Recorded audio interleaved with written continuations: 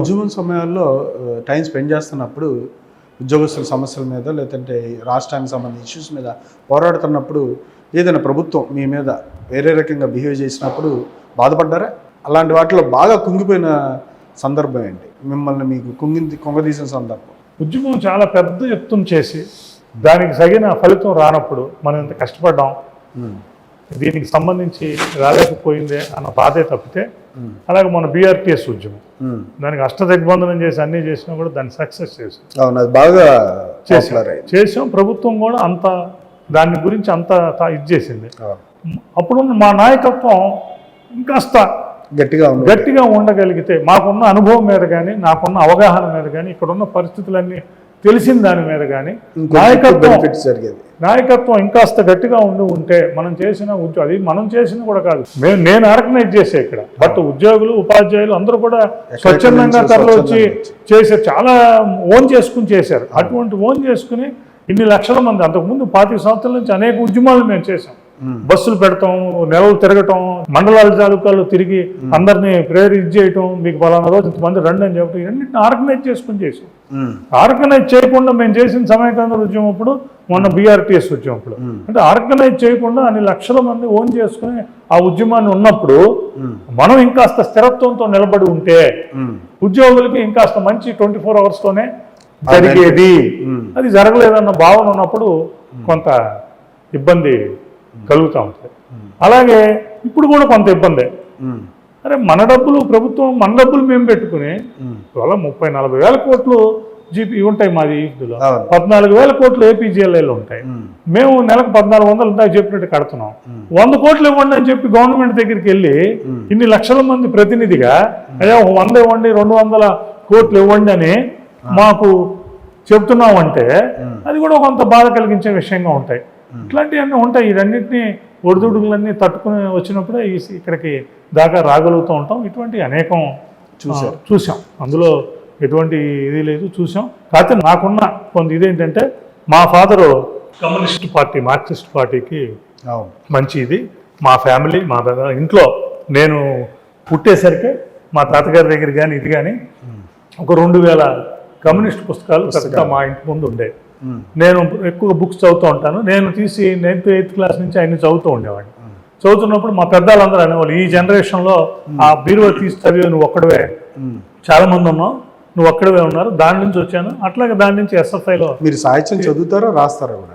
కొంత రాస్తానంటే ఇప్పటి వరకు రచనా వ్యాసంగంలోకి వెళ్ళలేదు, కానీ ఎవరి గురించి అన్నా రాయాలన్నా, ఇది పెట్టాలన్నా, ఏదన్నా ఉద్యమాల గురించి కానీ, ఏదైనా వ్యక్తుల గురించి కానీ, వ్యవస్థల గురించి రాయాలంటే కాస్త కూస్తో చక్కగా రాయగలను. ఉంది. నెక్స్ట్ అంటే లక్ష్యం ఏంటి ఉంది? ఇప్పుడు నేను మా ఉద్యమం దీనికి సంబంధించిన మా జర్నల్ కానీ, మా ఆర్టికల్స్ కానీ అవన్నీ కూడా ఉన్నాయి, వాటిని ఉంది. బట్ ఇప్పుడు time is the constraint for me.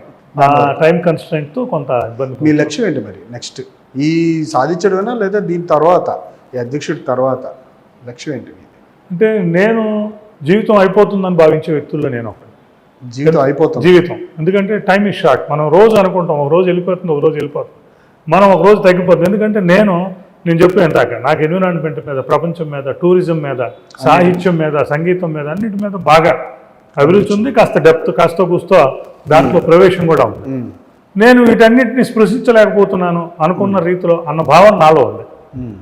ఇప్పుడు కూడా నేను ఈ స్థాయిలో 30 సంవత్సరాలు నేను పనిచేసి అంతా చేసి వచ్చాను కాబట్టి, ఏ ఇన్స్టిట్యూషన్లో ఉన్నా పనిచేస్తే ఆ ఇన్స్టిట్యూషన్లో టాప్ లెవెల్కి వెళ్తాం అనేది ఒక సార్థకత.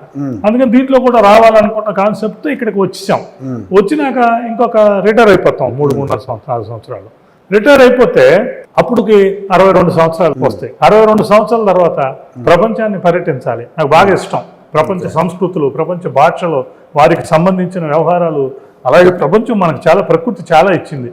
వాటన్నింటినీ దగ్గరగా ఉండి చూడటం, వీటన్నింటినీ చేయటం, వాళ్ళతో మమేకం అవటం, ఎక్కడికక్కడ ఉన్న ట్రైబల్స్ కానీ గిరిజన వెళ్ళిపోతూ ఉంటాను నేను. అదొక వేరే ప్రపంచం ఉంది. ఇవన్నీ ఉన్నాయి నా దగ్గర. వీటన్నిటికీ అలాగే ఫ్యామిలీకి కూడా ఎంతో కొంత టైం స్పేర్ చేయాల్సిన బాధ్యత ఉంది. వాళ్ళకి నేను అసలు ఏం టైం స్పేర్ చేయలేకపోతున్నా. అందుకని ఆ రిమైనింగ్ పీరియడ్ ఏదైతే నేను అయిపోతుందంటే ఉంటారు 70 ఏళ్ళు 80 ఏళ్ళు 100 ఏళ్ళు ఉంటారు, ఆశాభావంతోనే బతకాలి.